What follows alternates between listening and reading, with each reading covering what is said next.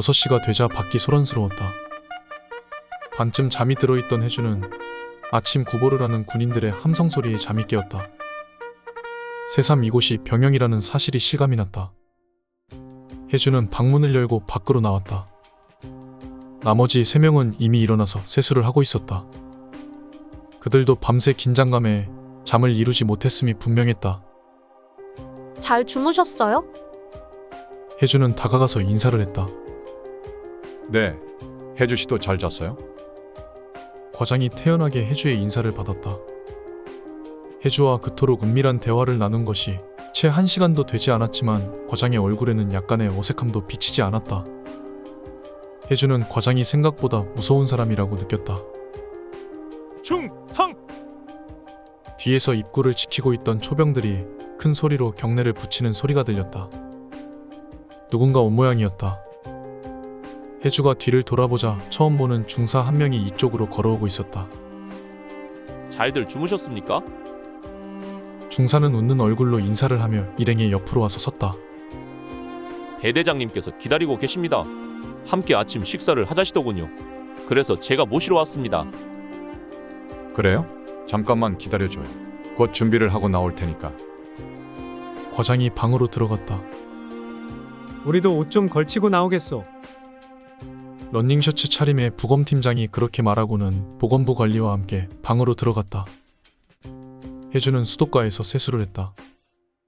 샤워는커녕 머리조차 제대로 감지 못하는 것이 더할 수 없이 불편했지만 어쩔 수 없는 일이었다. 보아하니 이곳을 벗어나기 전까지는 그런 호사를 기대하기란 어려운 일 같았다. 어떻게든 빨리 일이 수습되는 것만이 방책이었다. 혜주는 제일 늦게 세수를 하고도 또 방으로 들어가서 화장을 하느라고 시간을 허비했다. 평소에도 화장을 잘하지 않는 혜주였지만 립스틱 정도는 바르고 가야 할 것 같았다.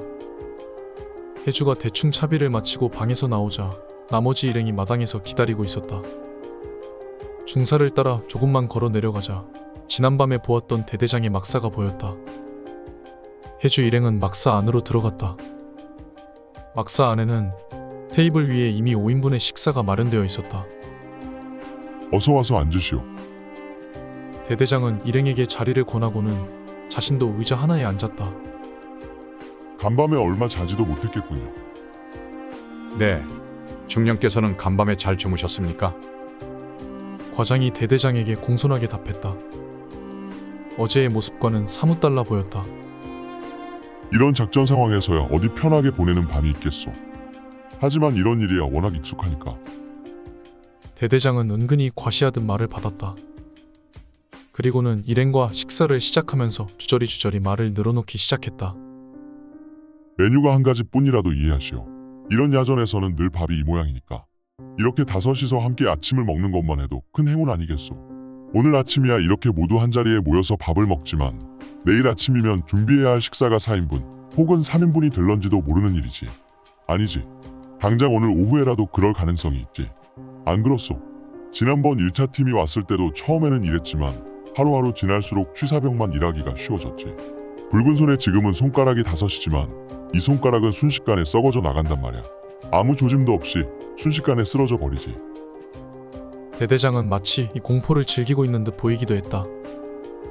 아니 어쩌면 대대장은 누구보다 두려움에 떨고 있는지도 몰랐다.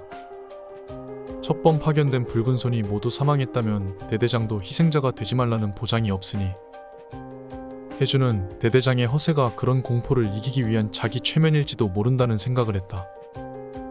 아무쪼록 맛없는 찬이라도 든든하게 먹어두시오. 야전에서 먹는 밥이 다 그렇죠. 아무도 대대장의 말에 대꾸하려 하지 않았지만 부검팀장이 혼잣말처럼 대답을 했다. 아, 이 사람 야전을 좀 아는 모양이군. 하긴 여기 있는 아가씨야 군대라는 걸 모를 테지만 남자들은 다들 군대를 다녀오니까. 그래 어느 부대를 나왔어? 대대장은 그렇게 혜주를 향해 한번 비꼬고는 부검팀장에게 물었다. 혜주는 자신이 남자들만의 세계에 들어와 있다는 이질감을 다시 한번 느꼈다. 하지만 이번에는 지난번 같은 미안함이 아니라 대대장의 말에 대한 불쾌감만을 느꼈다. 저는 백마부대를 나왔습니다. 부검팀장은 은근히 자랑하는 듯한 표정으로 말을 했다. 혜주는 그의 그런 표정이 역겹기까지 했다. 아 그래요? 그럼 혹시 월남전에 참전하셨소? 대대장이 반색을 하며 물었다. 아닙니다. 그렇구만. 사실 내가 월남전에 백마부대 중대장으로 참전을 했던 사람이요. 정말 무시무시한 전투였지. 지금은 모두 추억거리지만 말야. 어쨌든 그런 전쟁터를 경험한다는 것이 어떤 일인지 당신들은 모를 거요. 지금 당장은 이렇게 전우와 얼굴을 마주보고 있지만 바로 다음 순간에는 피 흘리며 죽어있는 전우의 모습을 보게 될 수도 있는 전쟁터란 그런 곳이지. 말만 들어도 무섭군요. 전쟁터에서는 한번 두려움에 떨기 시작하면 다음 순간에는 죽는 거야. 두려움을 즐겨야지. 하긴 여기도 전쟁터는 전쟁터이니 총알 대신 병균이 날아다니는 전쟁터 아니겠소. 다들 이 공포를 즐기기 바라오. 살아남기 위해서. 해주는 대대장의 말이 점점 기분이 나빠졌다. 어떻게 보면 말없이 앉아있는 과장이 이런 비상사태를 더 많이 겪어본 베테랑일 수도 있었다. 해주는 과장이 대대장에게 당신 따위와는 비교도 되지 않을 만큼 난 이런 일을 수없이 겪었어 라고 큰 소리를 한번 쳐주었으면 좋겠다는 생각이 들었다. 그렇게 해서라도 대대장의 코를 납작하게 해버릴 수 있다면, 하지만 아무것도 모른 채 여기까지 온 부검팀장과 보건부 관리에게 비밀을 지키기 위해서는 그런 일은 있을 수 없었다. 제가 보기에는 중령님께서도 무척 두려워하고 계신 것 같은데요. 하루에도 수십 번씩 소독을 실시하시는 걸 보면. 해주는 참지 못하고 톡 쏘아붙였다. 내가 두려워한다고? 소독을 하기 때문에? 대대장이 기분이 팍 상한 표정으로 해주에게 말했다. 이봐 젊은 아가씨. 뭘 모르면 입이나 다물고 있어.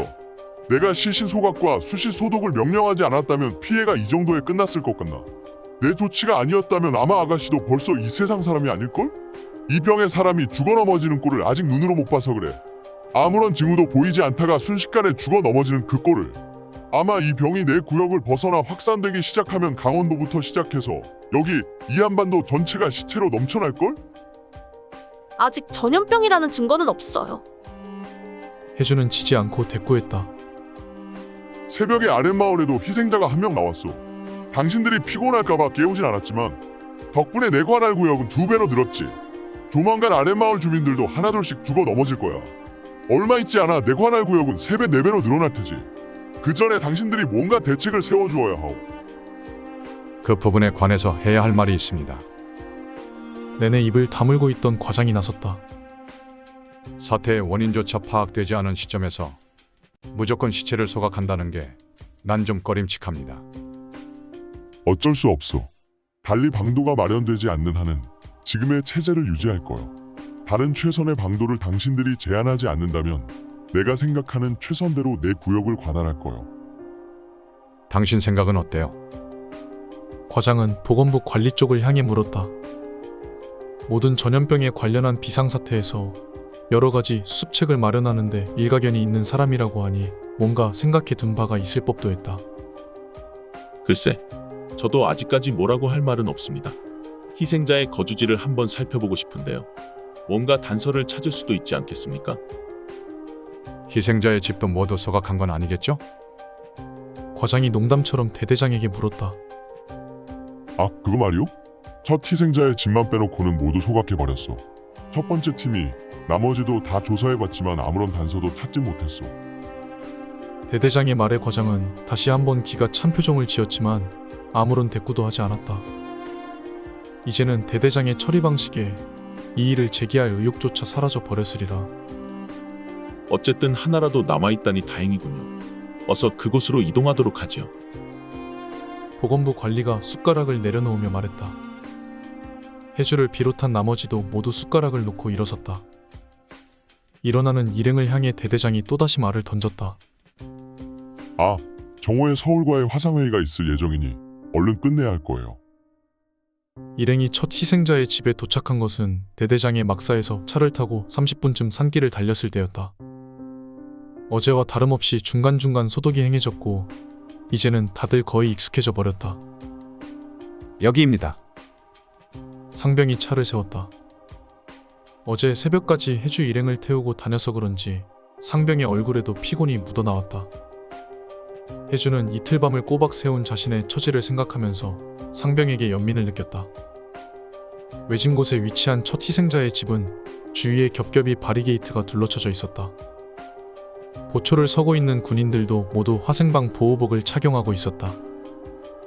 화생방 중 한 명이 해주 일행에게 다가왔다. 보호복을 착용하시죠. 꼭 보호복을 착용해야 하나? 과장이 물었다. 그런 건 아닙니다만 그럼 우린 됐네. 과장이 그렇게 먼저 대답을 하고는 일행을 둘러보았다. 아무도 과장에게 이의를 제기하는 사람은 없었다. 넷은 부검 때처럼 위생복과 위생장갑 그리고 마스크만 착용하고 집 안으로 들어갔다. 집은 조그마했다. 방이 둘 있었고 조그마한 마루가 방 앞에 나와 있었다. 부엌으로 들어가는 문은 따로 나 있었다. 화장실은 따로 만들어져 있었다. 방이 두 개라고는 하지만 한 칸은 광처럼 이것저것이 쌓여 있었다. 거의 대부분이 박스였다. 박스에는 진수버섯이라는 상품명이 적혀 있었다. 희생자가 버섯 재배 조합에서 일했다고 하더군요. 보건부 관리가 일행에게 말했다. 부부만 한 집에 살았대요. 아마 한쪽 방만 썼을 겁니다. 일행은 옆방으로 건너갔다. 방에는 사람이 살던 흔적이 그대로 남아 있었다. 조그마한 장롱과 낮은 화장대가 놓여 있었다. 선반 위에는 이것저것 집기들이 놓여 있었지만 뒤져봤자 특별한 것은 나오지 않았다. 재배 조합에서 일해서 외지로도 많이 나다닌 사람이라고 하더군요. 보건부 관리가 서랍을 열어 살펴보면서 말을 했다. 그럼 외지에서 병원균이 묻어 들어왔을 가능성도 있겠군. 하지만 외부에는 발병 보고가 없었잖아요. 해주가 과장의 말을 받았다. 그렇긴 그렇지. 하지만 만일 변종 바이러스 같은 거라면. 툭. 텔레비전 옆을 지나가던 해주가 텔레비전 위에 놓여있던 작은 통 하나를 떨어뜨렸다. 해주는 조심스럽게 통에서 쏟아진 것을 관찰했다. 과장과 부검팀장도 해주 옆으로 와서 섰다. 안에서 나온 것은 지난 버스 승차표였다. 20장 가까이 모여있는 버스표는 모두 마산행이거나 마산에서 원주로 오는 왕복표였다. 경남에 자주 간 모양이지? 부검팀장이 흐트러진 버스표를 보면서 말했다. 버섯 재배 조합에서 일을 했다니 뭔가 일 때문에 가지 않았을까? 과장이 추측을 덧붙였다. 경남에도 버섯을 많이 하죠. 해주가 말을 했다. 그러자 과장이 되물었다. 그래요? 어떻게 알았죠? 제가 고향이 경남이잖아요. 경남에 친구도 있어요. 그 친구도 버섯을 재배한대요. 얼마 전에 소식이 닿아서. 해주는 진규의 소포를 생각하면서 말을 했다. 그렇군요. 과장은 다시 다른 곳을 살펴보기 시작했다. 해주는 진규와 다시 만날 것을 생각하면서 버스표를 다시 통 안에 넣어서 텔레비전 위에 올려놓았다. 이곳에서 살아나갈 수만 있다면 진규를 만날 수 있겠지. 해주는 잠시 서글퍼졌다. 어서 마무리하시죠. 곧 출발해야 회의 시간에 맞춰 제1구역으로 이동할 수 있습니다. 화생방 한 명이 문을 열고 들어오더니 일행에게 알려왔다. 뭐야? 여기서는 어딜 가나 시간 제한에 걸리는군. 부검팀장이 화생방이 들으라는 듯 큰 소리로 불평을 터뜨렸다. 이렇다면 어쩔 수 없군요. 이만 정리하고 사진이나 찍어갑시다. 과장이 이렇게 말을 하고 보건부 관리가 주머니에서 디지털 카메라를 꺼내서 방 안 구석구석을 찍었다. 해주와 과장, 부검팀장이 방을 빠져나오는 동안에도 보건부 관리는 번쩍번쩍 플래시를 터뜨리며 사진을 찍어댔다. 대대장의 막사까지 오면서 일행은 디지털 카메라와 자신들이 육안으로 관찰한 것을 바탕으로 뭔가 단서를 찾아보려 했다.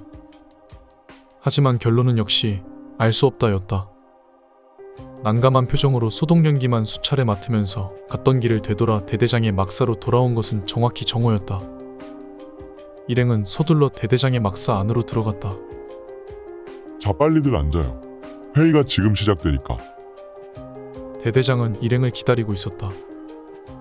막사 안에는 한쪽에 스크린이 쳐져 있었고 4명이 앉을 수 있는 자리가 마련되어 있었다. 스크린 위에는 조그마한 카메라가 장착되어 있었다. 우린 그냥 앉으면 되는 겁니까? 과장이 대대장에게 물으며 자리에 앉았다. 나머지 3명도 따라 각자의 의자에 앉았다. 아, 참 좋은 세상 아니오. 이런 강원도 산골과 서울이 얼굴을 마주보고 회의를 할 수 있다니. 정말 기술이 많이 발전을 했어. 이윽고 실내의 조명이 조금 어두워지며 스크린에 서울 회의실의 모습이 비추어졌다. 화면에 나타난 사람은 모두 4명이었다. 국무총리와 육군 참모총장 그리고 군단장과 정체를 알 수 없는 양복을 입은 사내가 앉아 있었다. 정부의 고위 관료쯤 되겠지만 그렇게 보기에는 아주 젊어 보였다. 이곳에 오기 전에 해주 일행에게 브리핑을 했던 소령은 보이지 않았다. 그가 나온다면 거짓말을 한 것에 좀 따지고 싶었던 해주는 아쉬운 생각이 들었다. 수고하십니다. 대대장은 군장성을 앞에 두고도 경례도 붙이지 않은 채 앉아서 먼저 인사를 건넸다. 아이고, 수고는 중령께서 하십니다. 그래, 그쪽 상황은 어떻소? 저희 5은 보시는 대로 아직 살아있습니다. 그리고 간밤에 사병 1명이 더 죽어서 총 사망자 수는 3명이 되었고 아랫마을에서는 2명이 죽었습니다. 대대장은 아주 여유롭고도 간단하게 상황을 보고했다. 하긴 발병의 징후가 아예 없으니 사망자만 보고하면 되는 것이었다. 네 분께서는 뭔가 알아낸 것이 있습니까? 양복이 해주 일행에게 물었다. 애석하게도 아직 없습니다. 과장이 대답했다. 해주는 마치 자신들이 임무를 게을리한 것 같은 기분이 들어 미안한 마음이 들었다. 하지만 결코 해주 일행이 최선을 다하지 않아 사태의 원인을 밝혀내지 못한 것은 아니었다. 도대체가 아무것도 짐작을 할 수가 없는 그런 종류의 것이었다. 해주는 갑자기 대대장이 원망스러워졌다. 대대장이 이상한 명령으로 해주 일행의 활동에 지장만 주지 않았다면 일은 훨씬 수월하게 진척될 수도 있었으리라는 생각 때문이었다. 생각 같아서는 이 자리에서 대대장의 비합리적인 지위에 대해 한마디 하고 싶었지만 그렇게 되면 자신들의 무능을 대대장의 잘못으로 돌리는 것 같아 그러지는 못했다. 총리가 입을 열었다. 병이 번지고 있다는 보고를 들었소. 그렇다면 네 분께서 아랫마을에 가셔서 진찰을 좀 해주시죠. 감염의 기미가 보이는 사람들을 찾아내서 격리 수용을 한다면 병의 확산을 좀 막을 수 있지 않겠습니까? 하지만 이게 워낙 징후가 없어서 말입니다. 아무런 증세도 보이지 않던 멀쩡한 사람이 갑자기 숨을 못 쉬고 넘어가 버리니 이거 원. 대대장이 총리의 말을 그렇게 받았다. 그러자 참모총장이 총리의 눈치를 슬쩍 보면서 말을 했다. 그렇지만 4분 중에 2분은 전문의이시니 진찰을 하면 뭔가 감염자를 찾아낼 수도 있지 않겠소? 하지만 아직 병에 의한 감염이라고 단정 지을 수도 없습니다. 해주의 말이었다. 그러자 군단장이 기다렸다는 듯이 해주의 말을 받았다. 그건 그렇소. 이북에서 간첩놈의 새끼들이 넘어와서 그 일대에 독극물을 풀었을 수도 있다. 그 말이오. 내가 처음부터 말한 게 바로 그거란 말이지. 중령? 일대 수색은 확실히 하고 있겠지요? 해주는 자신의 말을 그런 식으로 해석하는 군단장이 어처구니가 없었다.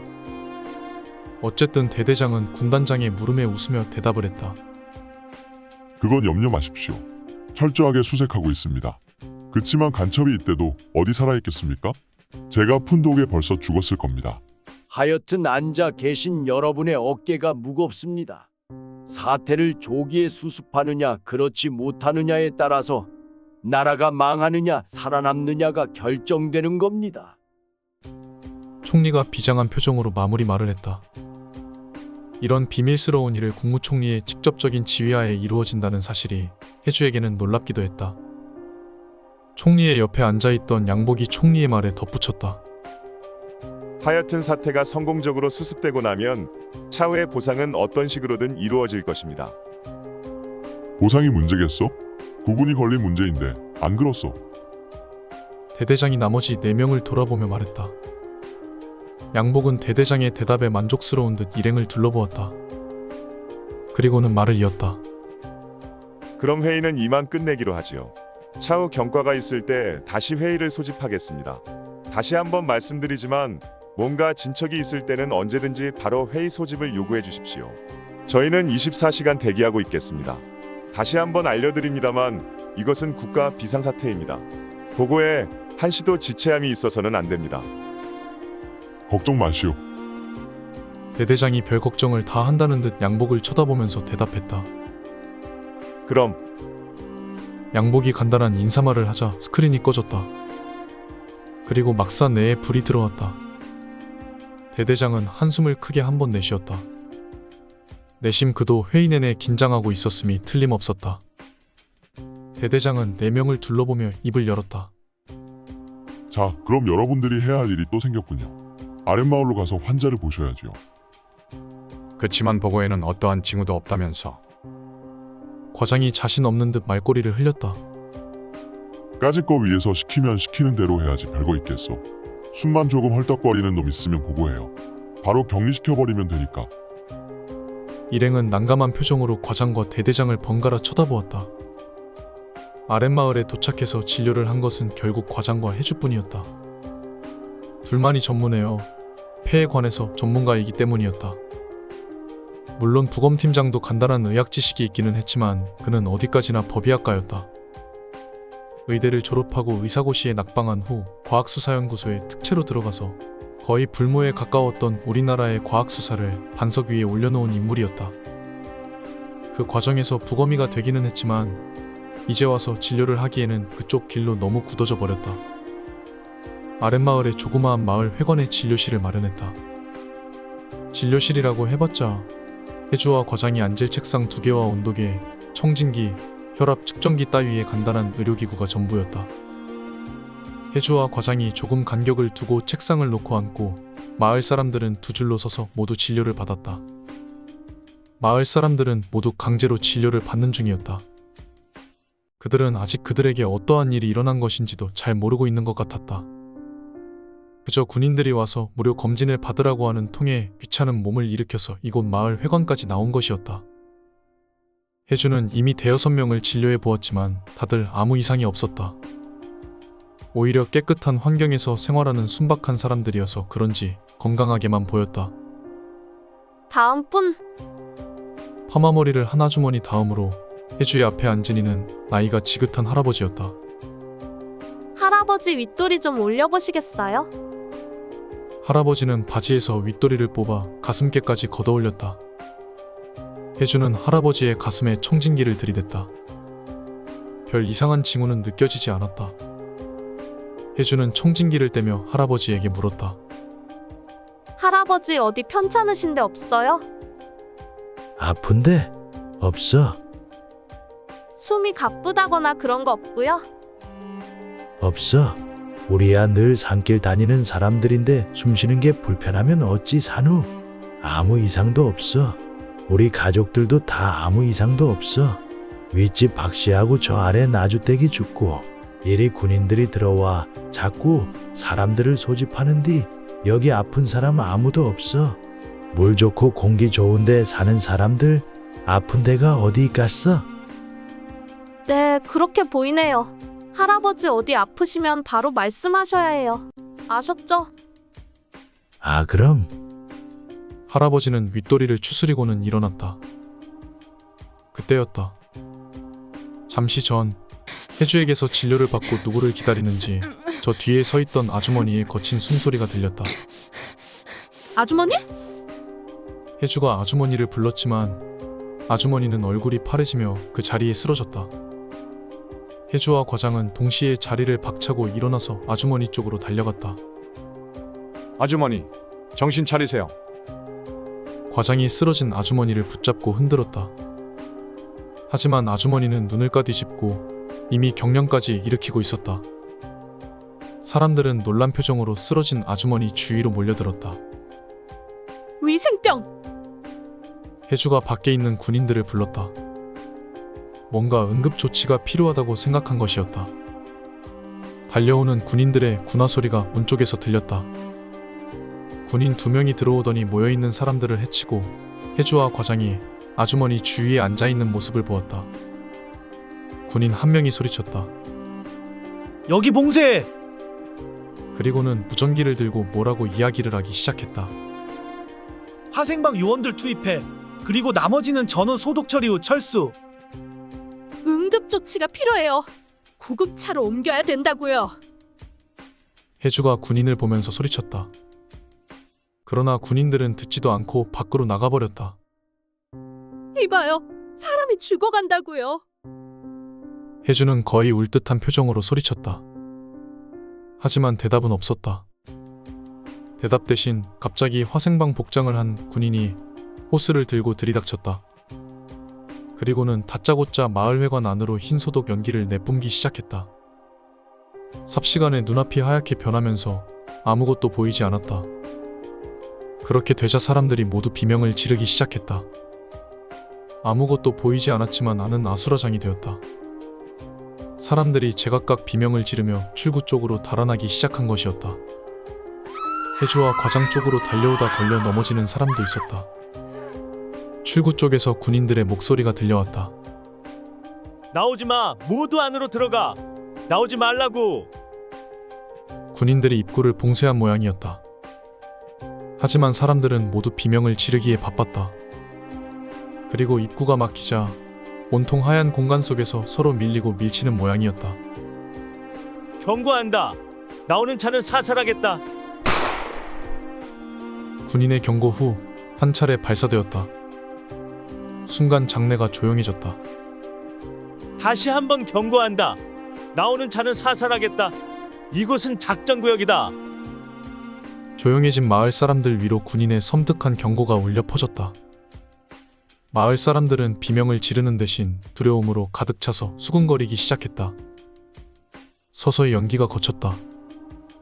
과장의 무릎 아래 누워있는 아주머니는 이미 입과 코에서 피를 흘리며 죽어 있었다.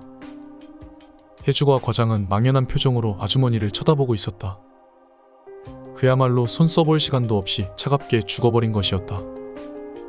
혜주의 눈에는 눈물이 흐르고 있었다. 이건 아니야. 죽어가는 환자를 살려야지. 이게 무슨 짓이야. 혜주는 낮은 소리로 혼잣말을 했다. 과장 역시 혼잣말을 하고 있었다. 화생방 2명이 들것을 들고 혜주 곁으로 다가왔다. 그리고는 둘이서 들것에 아주머니를 실었다. 혜주는 화생방 중 한 명을 쳐다보면서 말했다. 이럴 순 없어요. 당신들은 사람을 죽였어. 어쩔 수 없습니다. 발병하는 사람이 있으면 즉각 구역을 봉쇄하고 소독 및 사체 수습을 하는 것이 원칙입니다. 혜주는 대꾸할 힘조차 없었다. 갑자기 피로가 몰려왔다. 너무나 피곤했다. 깊은 잠을 자버리고만 싶었다. 혜주는 갑자기 지난날 자신이 가지고 있던 생각이 떠올랐다. 엔지니어. 자신은 인간이라는 기계를 만지는 엔지니어가 되겠다고.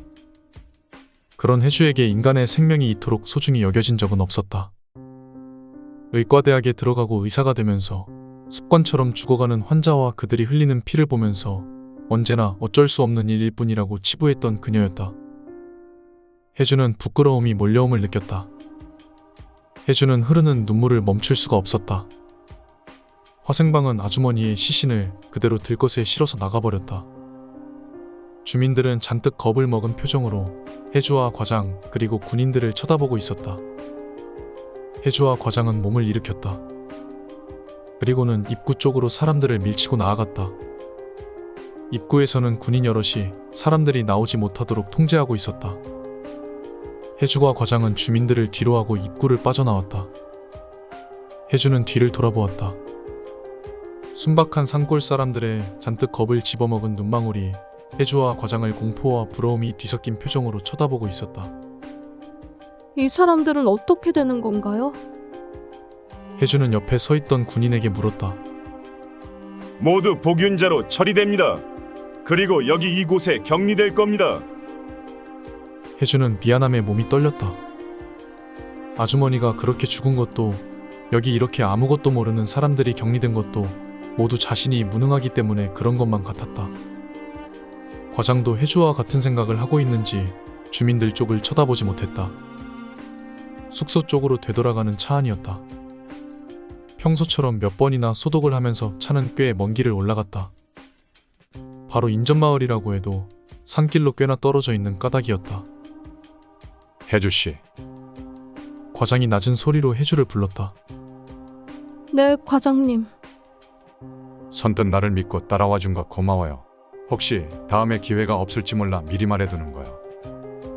아니에요. 저야말로 과장님께 감사하고 있어요. 혜주 씨, 부탁할 게 있어요. 네, 말씀하세요.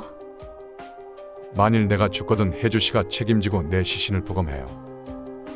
과장님, 혜주는 차마 말을 잇지 못했다. 아무래도 아랫마을에서 죽은 아주머니의 모습을 실제로 보면서 과장도 불안감을 느낀 모양이었다. 혜주 역시 불안하긴 마찬가지였다. 약속해줘요. 네, 혜주는 과장의 인간됨에 다시 한번 감동받지 않을 수 없었다.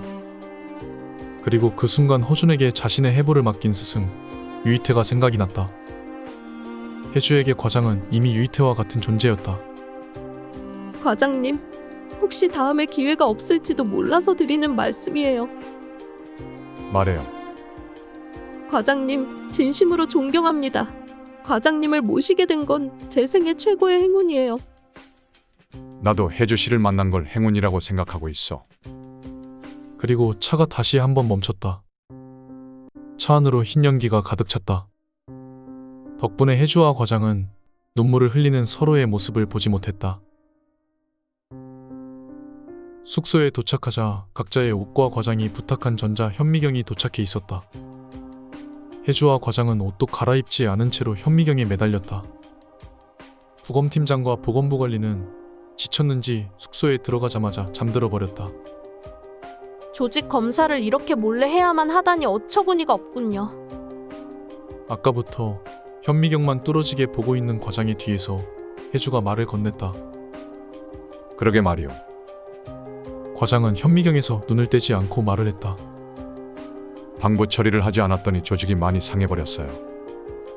과장은 현미경에서 눈을 떼더니 혜주에게 현미경 쪽으로 손짓을 했다.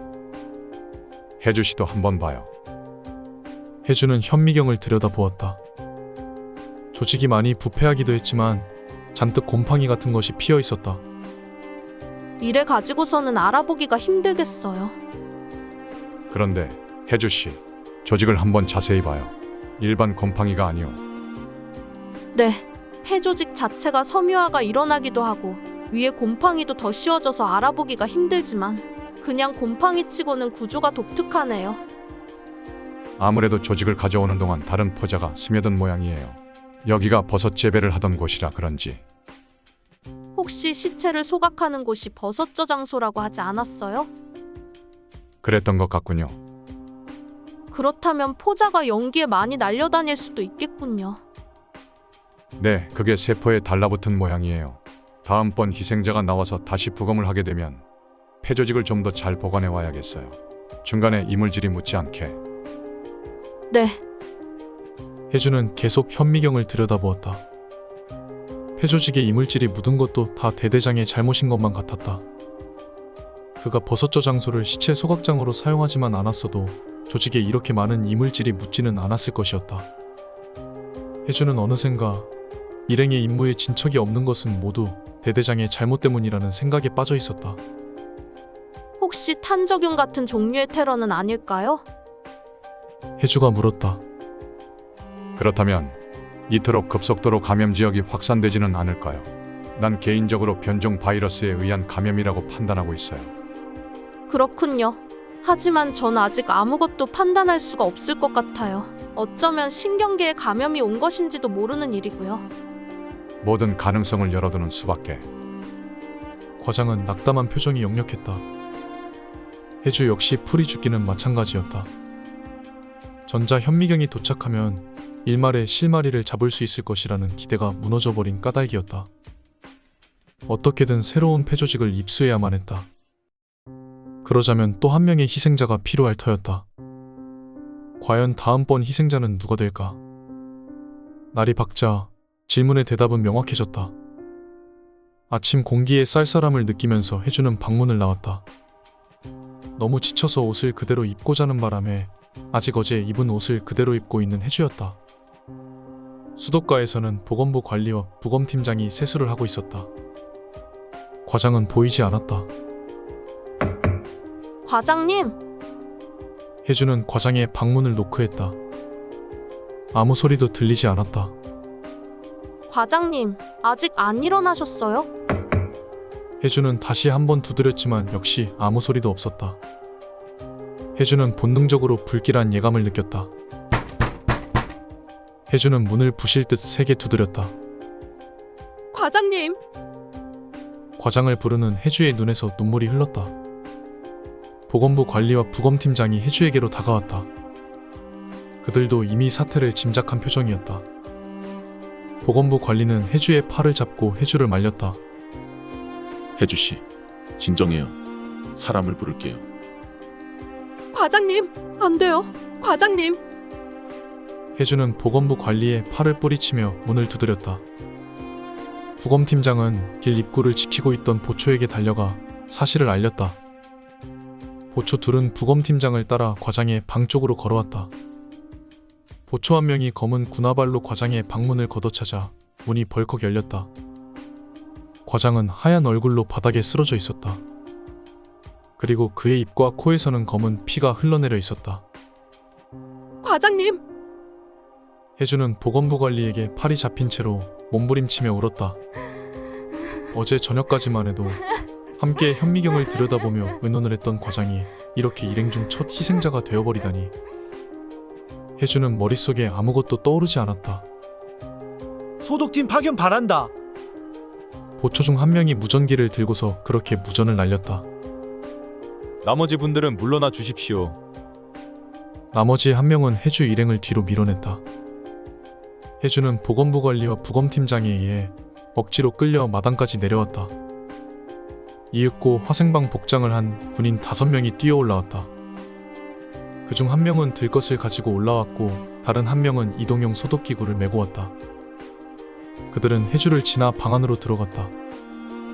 그리고는 방 안에 소독 연기를 뿜기 시작했다. 울음을 참지 못하며 그 장면을 지켜보던 혜주의 머릿속에 과장의 당부가 떠올랐다. 만일 내가 죽거든 혜주 씨가 책임지고 부검을 해요. 혜주는 소매로 눈물을 닦았다. 그리고는 침착하게 자신을 붙들고 있는 보건부 관리의 손을 풀었다. 군인들에게 해야 할 말이 있어요. 그리고는 이미 들것을 들고 방 안으로 들어간 군인들을 향해 걸어갔다. 보건부 관리와 부검팀장은 굳이 말리지 않았다. 과장님 시체는 제가 부검을 해야 해요. 혜주는 방문 앞에서 자신을 가로막는 화생방을 향해 말을 했다. 죄송합니다. 특별한 지시가 없는 한 모든 사체는 즉시 소각이 원칙. 게다가 이 시신은 사망한 지 얼마가 지났는지도 모르니 즉각 소각장으로 옮겨야 합니다. 하지만 이건 과장님의 유언이에요. 제가 부검을 해야만 해요. 죄송합니다. 대대장님의 명령 없이는 불가능합니다. 화생방은 군인 특유의 냉정함을 잃지 않으며 말했다. 명령. 혜주는 그 명령이라는 말에 이젠 진절머리가 났다. 과장이 이렇게 죽어버린 것도 다 그놈의 명령 때문이라는 생각이 들었다. 슬픔과 분함이 혜주의 가슴속에서 소용돌이쳤다. 그러나 혜주는 폭발할 듯한 울음을 삼키며 말했다. 기다려요. 내가 대대장의 허락을 받아올 테니까. 혜주는 화생방의 대답을 듣지도 않은 채 길 아래로 다른 박질 쳤다. 대대장의 막사는 뛰어가면 1분도 걸리지 않는 곳에 있었다. 뛰어가는 혜주의 뺨에는 또다시 눈물이 흘렀지만 혜주는 얼른 닦아버렸다. 대대장의 앞에서 눈물을 보이고 싶지 않았기 때문이었다. 할 수만 있다면 대대장의 멱살을 잡고 과장님이 돌아가신 것은 모두 당신 때문이야 라고 소리치고 싶었지만 그래서는 안 되었다. 그렇게 된다면 대대장에게 지는 것이라는 생각이 들었기 때문이다.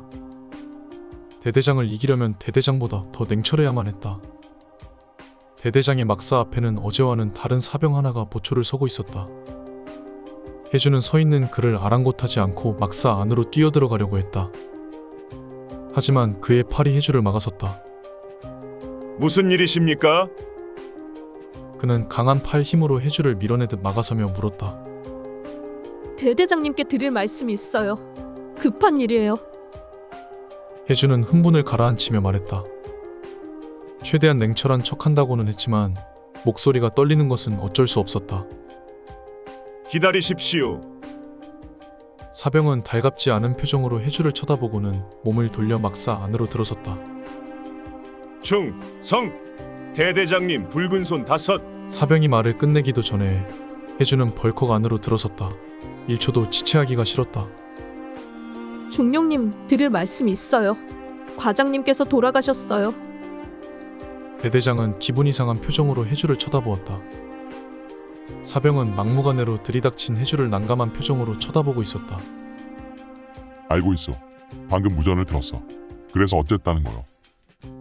대대장은 과장의 죽음조차 아무렇지도 않은 일인 양 대꾸했다. 과장님께서 어제 저녁에 제게 부탁하셨어요. 과장님께서 먼저 돌아가시게 되면 저더러 과장님의 시신을 부검해 달라고 하셨어요. 그래요? 네. 시신을 소각하지 말라고 명령해 주세요. 알겠소. 그런 거라면 내가 무전으로 연락해 놓을 테니 걱정 마시오. 단 2시간 안에 부검을 마쳐야 하오.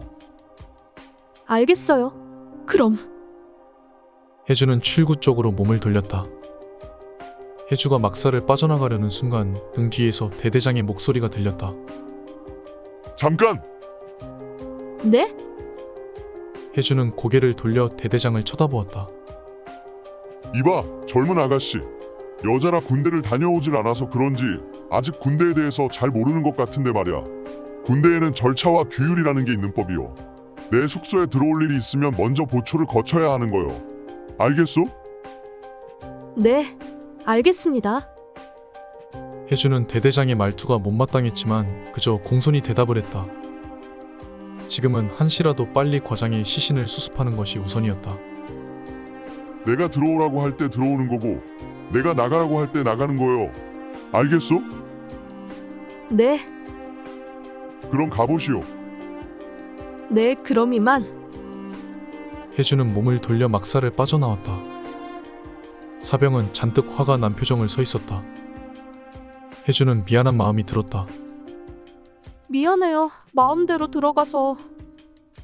괜찮습니다. 사병은 전혀 괜찮지 않은 표정으로 괜찮다고 했다. 혜주는 온길로 다시 걸음을 옮겼다. 야, 이 새끼야, 너 들어와. 혜주가 막사에서 몇 걸음쯤 벗어났을 때 막사 안에서 대대장의 고함 소리가 들려왔다. 사병은 잔뜩 굳은 표정을 안으로 들어갔다. 너 보초를 어떻게 사는 거야? 전현이 칼이라도 쥐고 들어왔으면 난 죽었어. 너 이 새끼 무슨 일을 그따위로 해? 여자 하나 막질 못하고 너 보초도 하나 제대로 못 써? 혜주는 대대장의 고함 소리를 들으며 사병에게 몹쓸 짓을 했다는 생각이 들었다. 할 수만 있다면 돌아가서 대신 해명을 하고 싶었지만 시간이 없었다. 혜주는 위생복과 위생장갑 그리고 마스크를 한 채 미리 부검용 막사에 도착해 있었다. 부검팀장과 보건부 관리는 아직 도착하지 않았다. 과장은 간이 침대 위에 실오라기 하나 걸치지 않은 채로 누워 있었다. 아무래도 새벽에 죽은 모양이었다. 시신이 어느 정도 경직되어 있었다. 혜주는 자신이 과장의 몸을 부검하게 될 거라고는 생각하지 않았었다. 마치 과장은 영원히 죽지 않을 것만 같았다. 세상 무슨 일이 있어도 그는 이번 임무를 성공적으로 완수할 줄로 알았다. 과장이 죽은 지금 혜주는 앞으로 무엇을 어떻게 해야만 할지 눈앞이 캄캄하기만 했다. 막사의 문이 열리고 화생방 복장을 한 3명이 들어왔다. 두 분은 언제 오시는 거죠? 혜주는 그들에게 먼저 물었다. 그러자 화생방 중 한 명이 대답했다. 여기 왔소. 혜주는 놀란 눈으로 그들을 쳐다보았다. 3명 중 2명은 보건부 관리와 부검팀장이었다. 혜주는 순간 배신감을 느꼈다. 물론 그들을 탓할 수는 없는 노릇이었다. 부검을 주도하던 과장이 죽는 것을 직접 보았으니 그들로서도 뭔가 대응책이 필요하다고 생각했을 수도 있는 일이었다. 그리고 과장이 죽은 지금은 붉은 손들, 즉 부검팀장이 전체 팀장이었다. 그가 보호복을 입기로 결정을 내렸다면 어쩔 수 없는 일이었다. 혜주 씨도 보호복을 입는 게 어때요? 부검팀장이 말했다. 아니요, 전 됐습니다. 두 분께서는 몸 움직이시기 불편하실 테니 집도는 제가 하지요. 혜주는 그렇게 말하고는 옆에 놓여있는 메스를 들었다. 부검팀장과 보건부 관리는 별말 없이 혜주의 곁으로 와서 섰다. 혜주는 과장의 쇄골 가운데에 메스를 찔러 넣었다. 이미 사망한 지 어느 정도 시간이 지나서 그런지 지난번 해부에서처럼 혈액이 스며나오지는 않았다. 혜주는 손과 팔에 힘을 주어 천천히 메스를 아래쪽으로 그었다. 과장의 복부를 완전히 절개하는 동안 혜주는 몇 번이고 입술을 깨물어야만 했다. 자꾸만 눈에서 눈물이 흐르려 했기 때문이었다. 과장도 온 시신이 다 찢어진 채로 소각장으로 가게 되겠지. 과장의 가족들에게는 뭐라고 설명을 해야만 할까? 혜주는 과장의 부인의 얼굴이 떠올랐다. 평범하고 조용조용한 부인이었다. 과장이 지닌 명성과 지위에도 불구하고 전혀 거만한 모습을 보이지 않던 현명한 여자였다. 아마 과장의 부인도 과장의 이러한 비밀을 알고 있지는 않으리라. 혜주는 자신이 언제고 이 모든 사실을 그녀에게 말해야 한다고 생각했다. 물론 당장은 그녀에게도 어느 누구에게도 이곳에서 이루어진 이 일을 설명할 수는 없을 것이었다. 그러나 오랜 시간이 흘러 만일 그녀도 혜주도 늙어졌을 때 그때가 오면 혜주는 그녀에게 이 모든 사실을 말해주어야만 한다고 생각했다. 그녀에게는 모든 것을 알 권리가 있으니까. 혜주는 자신이 과장의 몸을 갈갈이 찢은 이 사실을 과장의 부인이 용서해 주었으면 좋겠다고 생각했다. 과장의 두개골은 전번처럼 부검팀장이 절개했다. 전기톱은 전번과 다름없이 굉음을 내며 돌아갔다. 그동안 혜주는 과장의 폐에서 떼어낸 조직을 한쪽 구석에 마련된 현미경에서 관찰했다. 지난번과 다른 점이 있다면 과장과 혜주가 함께 관찰하던 것을 이제는 과장의 것을 혜주가 관찰하고 있다는 것밖에. 혜주는 현미경을 들여다보는 자신의 눈앞이 자꾸만 흐려짐을 느꼈다. 조직에는 잔뜩 섬유화가 일어나 있었다. 이상한 일이었다. 폐울혈에 수반되는 일반적인 폐조직에 섬유화보다 훨씬 진척되어 있었다. 과장이 사망한 시각을 아무리 이르게 추산한다고 해도 전혀 들어맞지가 않았다. 혜주는 과장의 폐조직을 슬쩍 위생장갑에 손목에 넣었다. 아무래도 과장의 전자현미경에 도움이 필요했다. 그날 밤이었다.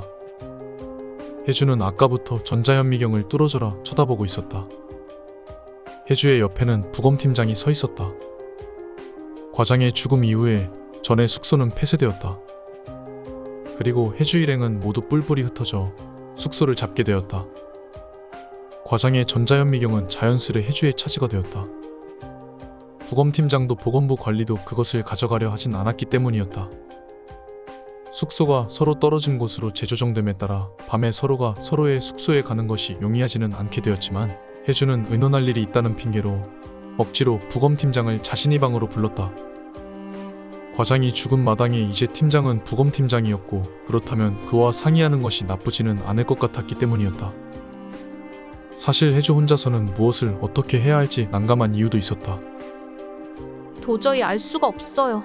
폐에는 곰팡이 같은 것만 잔뜩 피어버렸고. 혜주는 현미경을 들여다보며 혼자 중얼거렸다. 부검팀장은 팔짱을 끼고 서서 혜주와 혜주의 방을 쭉 둘러보는 중이었다. 이런 식으로 조직을 몰래 떼어와서 지금까지 관찰을 해왔군요. 전 까맣게 몰랐군요.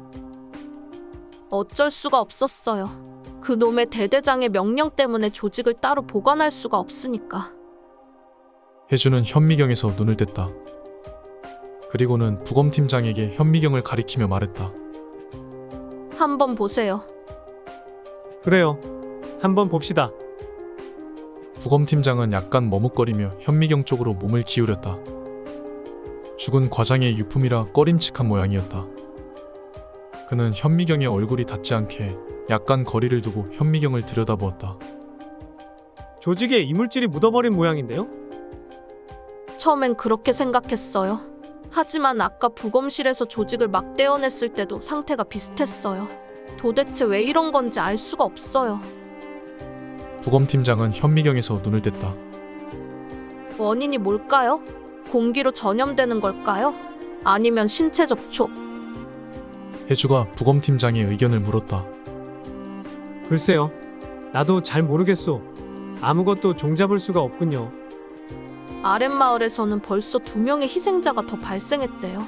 이대로 나가다가는 조만간에 아랫마을 주민들도 모두 사망하고 말 거예요. 한시라도 빨리 해결책을 찾아내지 않으면 안 돼요.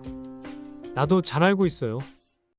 과장님이 돌아가셨으니 이젠 당신이 팀장이잖아요. 전 과장님만 믿고 여기까지 따라왔는데 사실 지금 많이 혼란스러워요. 무슨 말을 하고 싶은 건지는 잘 알겠어요. 하지만 지금은 시간이 늦었으니 이만 자도록 합시다. 다음날 아침, 혜주는 아침을 먹기 위해 대대장의 막사로 향했다. 겨우 5시간도 되지 않는 수면 시간이었지만 혜주는 피로가 많이 풀린 상태였다. 처음으로 강원도 산속의 아침 공기가 상쾌하담을 느꼈다. 혜주는 숨을 한번 크게 들이켰다. 서울 도심의 탁한 공기와는 다른 신선함이 느껴졌다. 하지만 어쩌면 이 공기 속에 사람을 죽음으로 몰고 가는 무시무시한 병원균이 떠다닐 수도 있는 일이었다. 혜주는 약간 섬뜩해짐을 느꼈지만 아랑곳하지 않고 다시 한번 숨을 들이켰다. 이 공기를 마시고 죽게 된다면 까짓것 죽는 거지. 혜주는 스스로에게 그렇게 용기를 불어넣었다. 그러고 나니 훨씬 기분이 나아졌다. 이런 게 대대장이 말한 두려움을 즐기는 것일까? 혜주는 자신이 과장의 발치만큼이라도 따라가는 인간이 되어가는 듯해서 기분이 좋았다. 막사 안에 들어서자 대대장이 혜주를 기다리고 있었다. 보건부 관리와 부검팀장은 보이지 않았다. 그리고 탁자 위에는 2인분의 식사만이 놓여 있었다.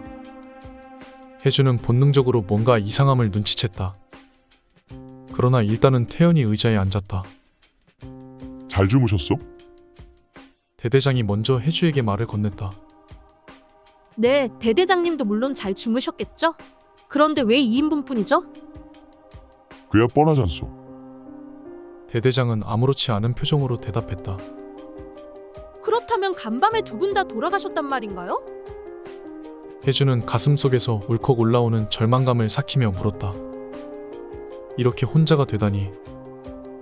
돌아갔다? 어떤 의미에서는 둘 다 돌아갔다고 봐야겠지. 그 보건부에서 나왔다는 작자는 새벽에 시신으로 발견되었고, 그렇다면? 그 부검 전문가라는 작자는 아침에 작전 지역에서 철수하기로 했어. 스스로 격리 수용되는 편을 선택했지. 그 인간 간덩이가 콩 알만하더군. 내가 이제 와서 그럴 순 없다고 하니까 눈물을 흘리며 사정사정을 하더군. 그래서 할 수 없이 작전 지역 외곽 쪽에 있는 영창에 격리 수용하기로 했지. 혜주는 배신감과 분노가 끌어올랐다. 지난밤에 혜주에게 했던 말은 뭐란 말인가? 어떻게 인간이 그토록 뻔뻔스러운 수가 있을까? 개새끼! 혜주는 저도 모르게 들릴 만큼 큰 소리로 욕을 내뱉었다. 순간 아차 하는 생각을 했지만 상관없다는 생각이 들었다. 오히려 속이 시원했다. 부검팀장이 눈앞에 있었다면 더 심한 욕도 퍼부어줄 자신이 있었다. 하하, 젊은 아가씨가 생각보다 입이 험하구만. 대대장이 웃으며 혜주에게 말했다. 자연스레 욕이 나오네요. 일단 식사나 합시다. 혜주와 대대장은 수저를 들었다. 아참, 아랫마을에서 간밤에 5이나 더 죽었어. 윗마을에서도 처음으로 사망자가 나왔고 일이 커지고 있어. 얼른 예방약이나 치료약을 개발하지 않으면 나라 전체가 계엄 상태에 들어갈 판이오.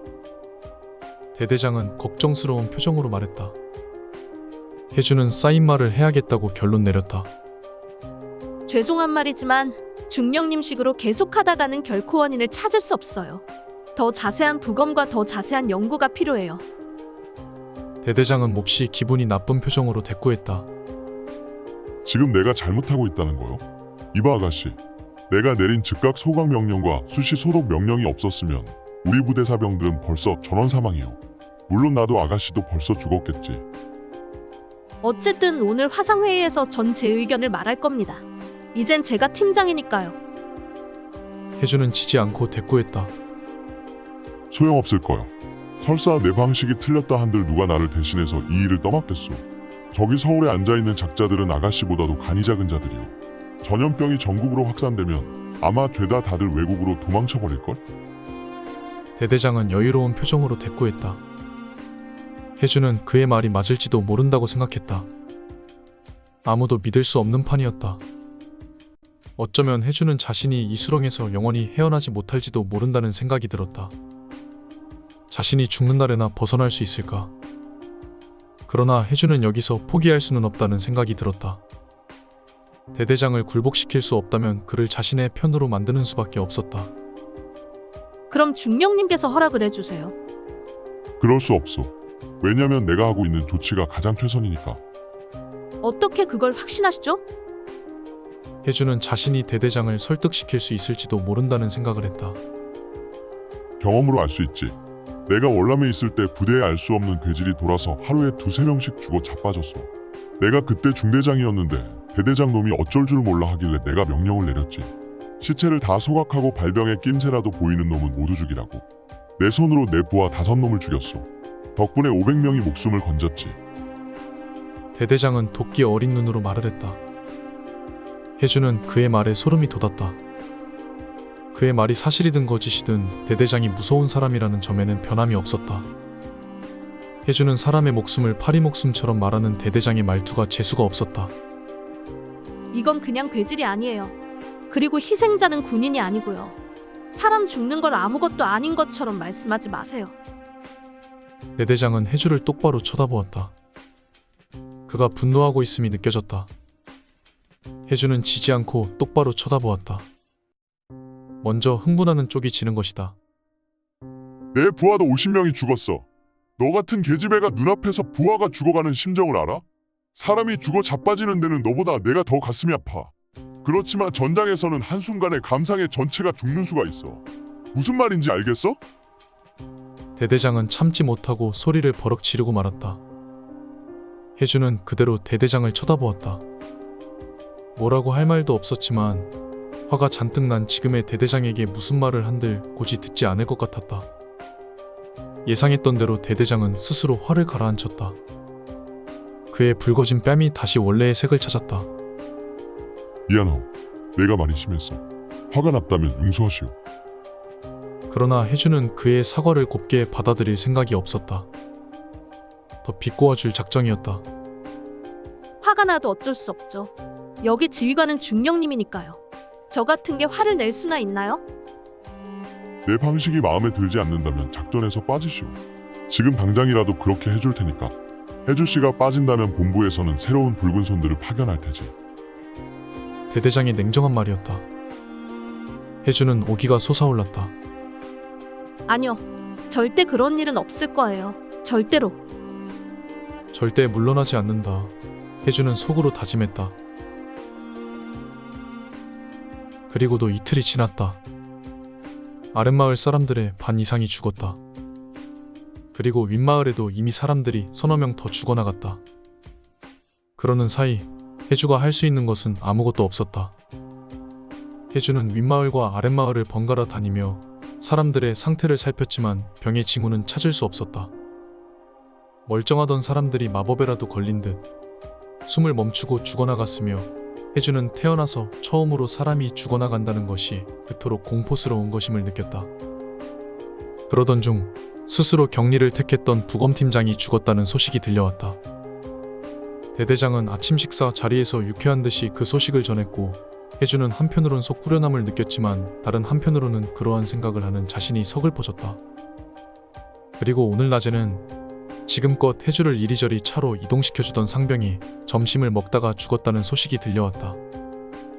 혜주는 이곳 붉은 빵의 온 첫날 숙소로 향하던 산길에서 상병의 손을 잡고 올라갔던 일을 떠올렸다. 혜주는 그를 만난 것이 채 일주일도 되지 않을 뿐더러 그와 변변히 말 한마디 나누어 보지 않았지만 그의 죽음에 진심으로 슬픔을 느꼈다. 혜주는 점점 지쳐만 갔다. 자신의 눈앞에서 죽어가는 사람들을 위해 이제는 울어야 할지 웃어야 할지도 알 수 없었다. 사람들을 진료하는 일은 아무런 성과도 없었고 사망자가 혜주가 있는 근처에서 발생할 경우에는 혜주의 요청으로 부검이 이루어지기는 했지만 역시 성과는 없었다. 어쩌면 혜주는 자신이 어느 순간 그들처럼 죽어버리기를 바라고 있는지도 몰랐다. 부검을 위해 붉은 방으로 파견된 붉은 손 4명 중 이미 혜주를 제외하고는 모두가 사망했다. 대대장은 여느 때와 다름없는 과장된 용기로 매일 아침 혜주와 식사를 같이 하기는 했지만 내심 불안해하는 눈치가 역력했다. 사병들만 해도 혜주의 정체를 아는 몇몇은 혜주가 지나가기만 해도 슬슬 물러났다. 지금 이곳 붉은 방에 있는 사람들 중에 가장 죽음에 가까이 있는 사람은 다름 아닌 해주였다. 해주 역시 그 사실을 뼈저리게 느끼고 있었다. 어쩌면 이쯤에서 해주가 죽어 주어야만 하는 것인지도 몰랐다. 그래야만 또 다른 붉은 손들이 이곳으로 들어올 테니까. 해주는 자신의 임무를 완성한다기보다는 죽음을 기다린다는 심정으로 이곳에 머물러 있었다. 해주는 오늘 밤도 늦게까지 과장의 전자현미경에 매달려 있었다. 이미 이러한 작업을 통해 사태의 원인을 밝혀낼 수 있으리라는 희망은 옅어진 상태였지만 그러나 마지막까지 포기할 수는 없었다. 이미 5번째 부검을 통해 시신의 폐조직을 몰래 떼어와 슬라이드로 만든 상태였다. 하지만 늘 표본을 이물질에 노출되어 쉽게 부패해버렸다. 이번 조직도 예외는 아니어서 벌써 곰팡이 같은 것이 들어앉아 버렸다. 해주는 숨을 내쉬었다. 도저히 가망이 보이질 않았다. 해주는 창문을 열고 바깥 공기를 쐬었다. 밤바람이 차가웠다. 지금 해주의 머릿속에 든 생각은 하나뿐이었다. 나는 언제 죽는 것인가? 만일 신이 누구나의 죽을 날짜를 정해놓았다면 해주는 아직은 자신의 날이 오지 않았을지도 모른다는 생각을 했다. 그러나 아마도 곧 오겠지. 과장과 부검팀장, 보건부 관리, 먼저 간 그들보다 길어야 하루 이틀일 거라고 해주는 생각했다. 하지만 왜 하필 나만 이렇게 멀쩡한 걸까? 그러나 해주는 이러한 궁금증을 가졌다. 왜 하필 자신만이 가장 늦게까지 살아남는 걸까? 어째서 넷 중에서 해주 자신이란 말인가? 신께서 잠시 실수를 하신 걸까? 이곳 붉은 방에서 이루어지는 이 연쇄적인 죽음의 원인이 무엇이든 그것이 병원균이든 독극물이든 그것에 가장 많이 노출된 사람은 과장 다음으로 해주였다. 그런데 어째서 해주는 아직 이렇게 멀쩡한 걸까? 상식적으로 생각할 때 과장 다음의 희생자는 해주여야 마땅했다. 해주는 쌀쌀한 기운에 창문을 다시 닫았다. 그러자 검은 유리창에 비친 자신의 얼굴이 드러났다. 거의 대부분을 밤잠을 자지 못한 해주의 얼굴꼴은 말이 아니었다. 내가 지금 죽게 된다면 다들 나의 마지막 얼굴을 이대로 기억하겠지. 해주는 갑자기 자신이 초라하게 느껴졌다. 그리고 이런 흉한 모습으로 기억되기가 싫어졌다. 해주는 책상 한쪽에 놓여있는 가방으로 손을 뻗었다. 우스꽝스럽게도 화장을 해야겠다는 생각을 한 것이었다. 해주는 가방을 뒤적였다. 이것저것이 온통 뒤섞여 있어 립스틱 하나도 제대로 찾기 힘들었다. 촤르르르. 해주는 짜증스럽다는 듯 가방을 바닥에 쏟아버리고 말았다. 이런 식으로 이성을 잃어가는 자신이 싫었지만 해주는 이미 자기 자신을 통제할 의욕을 잃어버렸다. 해주는 엎드려서 주섬주섬 널브러진 물건들 사이에서 립스틱을 찾기 시작했다. 아야! 해주는 손바닥을 찌르는 뾰족한 것에 놀라 비명을 질렀다. 해주는 손바닥을 부여잡고 자신의 손을 찌른 그것을 쳐다보았다. 그것은 병뚜껑이었다. 해주는 조심스럽게 병뚜껑을 집어 올렸다. 동충하초. 진규가 해주에게 보낸 드링크제의 뚜껑이었다. 해주는 씁쓸한 웃음을 지었다. 이곳에 오지 않았다면 진규의 얼굴을 볼 수도 있었으리라. 진규와의 안타까운 인연이 다시 한번 해주의 머릿속을 스쳐 지나갔다. 그 순간 해주의 머릿속으로 불현듯 떠오르는 무엇이 있었다. 동충하초. 겨울에는 곤충이었다가 여름에는 식물이 된다. 그것은 살아있는 누에이 세포에 포자를 내려 번식을 하는 버섯을 일컫는 말이었다. 살아있는 애벌레의 몸에 양분을 빨아 자라나는 버섯. 해주는 현미경 쪽으로 달려갔다. 그리고는 다시 한번 세포를 뚫어지게 보았다.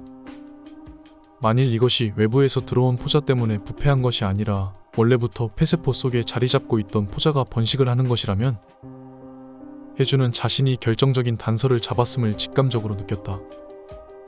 살아있는 곤충의 몸에서 번식하는 세포가 변형하여 인간의 폐세포 속에서 번식할 수 있게 되었다면, 만일 이번 사태의 원인이 그런 것이라면 모든 것이 맞아떨어졌다.